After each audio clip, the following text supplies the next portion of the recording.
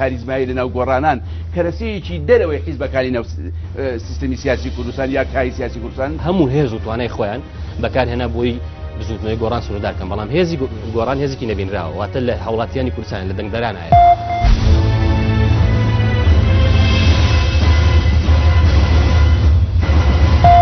ئەم بزوتنەوەی لەم 4 ساڵان نەک کۆنگرە پلومێکی نەبەستووە هەرگیز لە ناو یەکێتی پارتیە گومانی تیانە کە کەسی یەکەم چیوت هەمووی بۆ شێوەیە بیرەکاتەوە.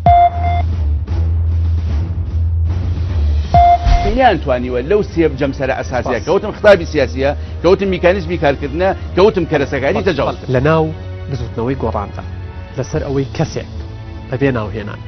ڕەخنە لە ڕێی گشتی بزوتنەوەی گۆڕان بگرێت سزادرێت. دەستورەکەت خوێندوتەوە ئەگەر ڕێنمایە بنەڕەتەکانی خوێن کە گۆڕان لە ماوەی ساڵێکا دووەڵ بژاردننی کردووە خۆ ئەبێ بزانی باژێرەوان بۆ نمونە باژێرەوانی سلێمانی بزنەوەی گۆڕان کاری چییە کە تۆ نازانی چۆن ئەم بڕیارەتی ڕێخەری یەکەمی بزوتنەوەی گۆڕان بەڕێز کاگرۆشە مستەفا وەکو سکرتێری گشتی یەکێتیبانی کوردستان بەڕێز بام جەلالە کارەکەی ئەمە شتەیەکێتی و پارتیەکە 32,000 37,000 50,000 موچیادێک کە ئەمە ئیهانەیە بە ئینسانی کوردی لە کاتێکا سەرۆت و سامانی وڵاتی یەکێتی و پارتی نییە. دوو جار بیر بکەرەوە دووشەممە کاتژمێر 7:30 لە NRTەوە پێشکەشتان دەکرێت.